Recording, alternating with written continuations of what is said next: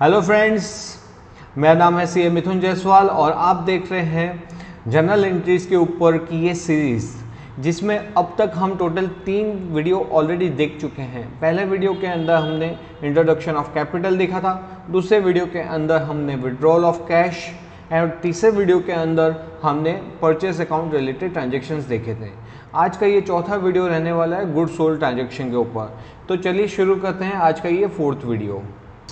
तो good sold transaction को समझने से पहले हमको कुछ चीज़ें समझनी पड़ेगी। पहला, गुड्स का मतलब क्या होता है। जैसा कि हमने समझा था, परचेस के अंदर सेम डेफिनेशन गुड्स की सेल्स में भी सेम रहने वाली है। जिस चीज़ का आप बिजनेस करते हो, जिस चीज़ में आप डील करते हो, उस चीज़ को आप क्या नाम देते हो? गुड्स नाम। ठीक है, तो जिसका आप बिजनेस करते हो उसको क्या नाम दिया जाता है?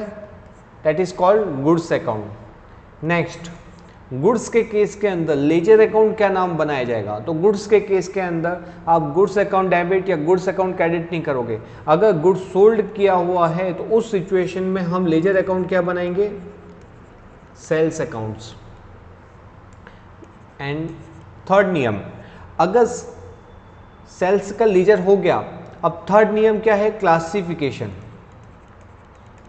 Classification of account. तो क्लासिफिकेशन में हमने पहले देख चुके हैं क्लासिफिकेशन का वीडियो, जिसके अंदर 3 होते हैं, पर्सनल, रियल एंड नॉमिनल। अब नॉमिनल के अंदर क्या आता है? Income and expense account. तो ना तो ये हमारी इनकम है, ना ये हमारी एक्सपेंस है। ठीक है, क्योंकि ये गुड्स सोल्ड किया हुआ, वैसे ये इनकम है, लेकिन इनकम क्या? इनकम वो होती है जो कमीशंस, जो अदर देन गुड्स सोल्ड वाली जो हो, उसके अलावा आप उसको इनकम मानोगे। तो यहाँ पे ना तो ये इनकम ना एक्सपेंस में आएगी, तो ये नॉमिनल अकाउंट नहीं होगा। पर्सनल अकाउंट, पर्सनल अकाउंट में क्या आता है? व्यक्ति का नाम, ये व्यक्ति का नाम नहीं है। अब क्या रह गया? रियल अकाउंट, क्योंकि ये गुड्स है और गुड्स क्या होता है? हमारी एसेट होती है, इसलिए ये क्या ना, ये क्या होगा? रियल अकाउंट के अंदर क्लासिफिकेशन में फॉल होगा। अब रियल अकाउंट के अंदर क्लासिफिकेशन में फॉल होगा तो हमने उसका नियम देखा था। क्या नियम था रियल अकाउंट का? रियल अकाउंट का डेबिट क्रेडिट। डेबिट का क्या नियम था? कि debit what comes in and credit what goes out. तो यहाँ पे सेल्स करेंगे तो गुड्स कम्स इन होगा या गुड्स गोज आउट होगा? तो ऑफकोर्स सेल करेंगे तो goods go out of business होगा। तो ये कौन सा आएगा? क्रेडिट आएगा। ठीक है, तो हमने क्या चीज़ समझा? पहला, गुड्स सोल्ड किया होना चाहिए, उसके लिए लेजर अकाउंट कौन सा आएगा? सेल्स अकाउंट आएगा। और क्लासिफिकेशन कौन सा लगेगा? रियल अकाउंट लगेगा। रियल में भी डेबिट क्रेडिट में क्या लगेगा? तो क्रेडिट का नियम क्या होता है? Credit what goes out. तो ये यहाँ पे गुड्स जा रहा है तो हम इसको क्या करेंगे? क्रेडिट करेंगे। आई होप ये आपको बेसिक चीज़ क्लियर हो चुकी होगी। चलिए अब इसके ऊपर से हम ट्रांजैक्शन देखते हैं। तो हमारा जो पहला ट्रांजैक्शन है उसमें Shridhar institute sold goods of ₹1000 in cash. तो 2 लेजर अकाउंट हुए, एक गुड्स हो गया और एक कैश का हो गया। सबसे पहले ये देखिए, इसको पकड़ते हैं कैश। कैश कौन सा अकाउंट आएगा? रियल अकाउंट के अंदर आता है।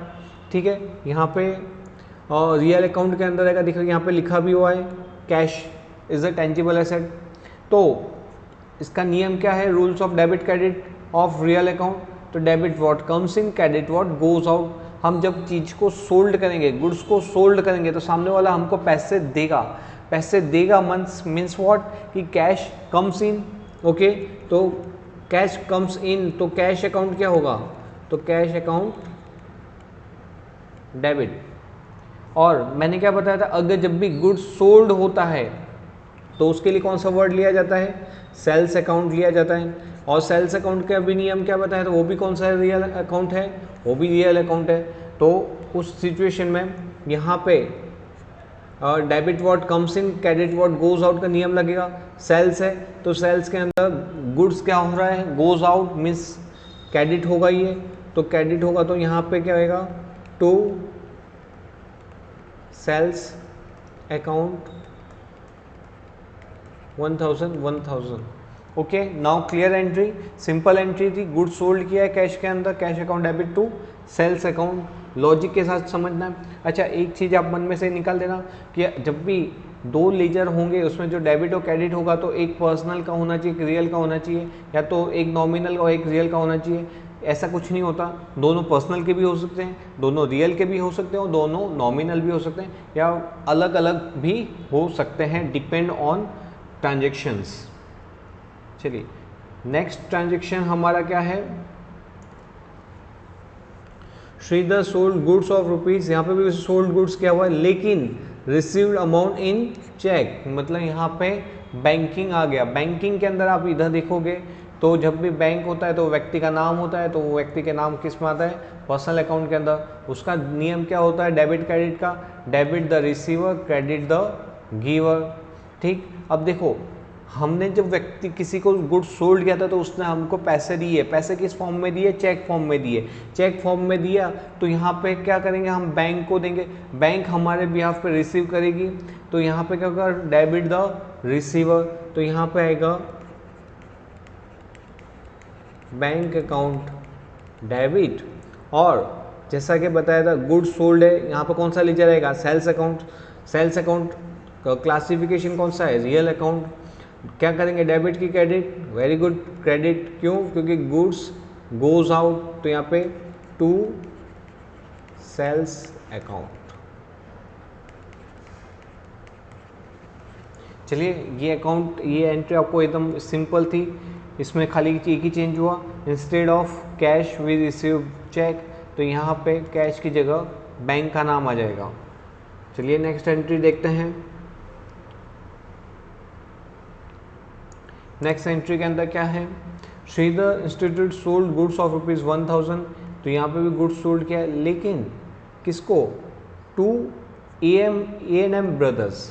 अब A&M ब्रदर्स का नाम लिखा हुआ है, न तो यहाँ पे कैश का जिक्र किया हुआ है, न यहाँ पे चेक का जिक्र किया हुआ है, मतलब मीन्स व्हाट कि ये कैसे सोल्ड किया हुआ है, क्रेडिट पे।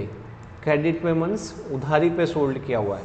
तो जब क्रेडिट पे सोल्ड किया जाता है तो उस सिचुएशन में व्यक्ति का नाम आता है। ओके, तो व्यक्ति का नाम आ रहा है। अब A&M ब्रदर्स, अब A&M ब्रदर्स को हमने सोल्ड किया, व्यक्ति का नाम आ रहा है, मीन्स पर्सनल अकाउंट का नियम लगेगा। पर्सनल में डेबिट और क्रेडिट का नियम क्या होता है, debit the receiver, credit the giver. हमने A&M ब्रदर को क्या किया, सेल किया। सेल किया means he is receiving the goods, correct, he is receiving the goods. तो यहाँ पे क्या आएगा, A&M brother debit, because he is receiving the goods and उसका नियम है डेबिट द रिसीवर। और टू, आपको मालूम ही होगा गुड्स सोल्ड है, सेल अकाउंट आएगा, सेल्स में रियल अकाउंट का नियम लगेगा, उसमें क्या आएगा, गुड्स जा रहा है इसलिए क्या आएगा, क्रेडिट टू सेल्स अकाउंट 1000। ठीक है, पहली एंट्री में हमने क्या लिया था, कैश वाला ट्रांजेक्शन, दूसरी एंट्री के अंदर हमने बैंक वाला ट्रांजेक्शन, और तीसरी एंट्री के अंदर हमने क्रेडिट ट्रांजेक्शन लिया हुआ है, उधारी पे सेल किया हुआ है। अब नेक्स्ट वाला ट्रांजेक्शन देखते हैं क्या है ये।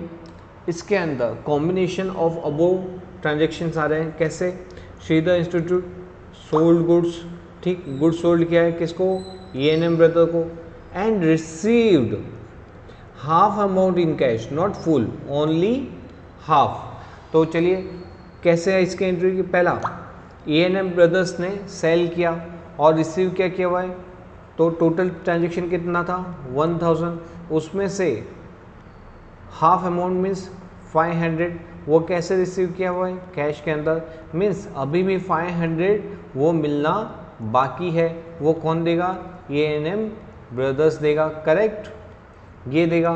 तो हम क्या करेंगे, तो A&M ब्रदर्स का एक लेजर आएगा, दूसरा कैश आ रही है उसका एक लेजर अकाउंट आएगा, और तीसरा हमने गुड्स सोल्ड किया हुआ उसका एक लेजर अकाउंट आएगा। तो चलो A&M ब्रदर्स अब आप समझ ही गए होंगे E&M ब्रदर्स के केस के अंदर व्यक्ति का नाम लिखा हुआ है इसलिए पर्सनल अकाउंट आएगा, और वो हमने उसको सेल किया मीन्स रिसीविंग मीन्स उसको अकाउंट डेबिट करेंगे। लेकिन डेबिट करते समय आपको ये ध्यान रखना है कि उसको कितना मिलना बाकी है, ओनली 500, तो टू द एक्सटेंट ऑफ 500 ही हम उसको डेबिट करेंगे। कैश, कैश बताओ कौन सा नियम होता है?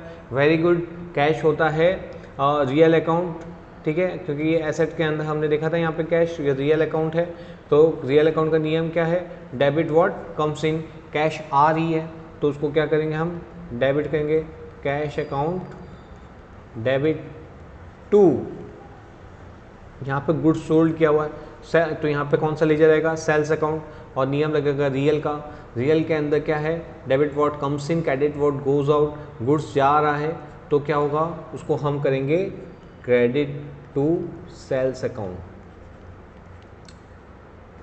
तो हमने इस वीडियो के अंदर क्या देखा? सेल्स रिलेटेड सारे ट्रांजैक्शन देखे जिसमें कैश में सेल किया, चीज आपने ध्यान सेल किया होगी, क्रेडिट में सेल किया, और कॉम्बिनेशन ऑफ बनाता हूं कैश एंड इस क्रेडिट किस क्लासिफिकेशन। आई होप आपको ये वाला लेक्चर अच्छा लगा होगा। अगर मैं आपको समझाता हूँ वो इसलिए समझाता हूँ ताकि बार बार एक ही चीज़ दोहराने से क्या होता है, हमारे मन के अंदर वो चीज़ फिट हो जाती है। एक बार वो चीज़ फिट हो गई फिर आपको जनरल एंट्रीज बनाने के में कोई भी गड़बड़ नहीं होगी।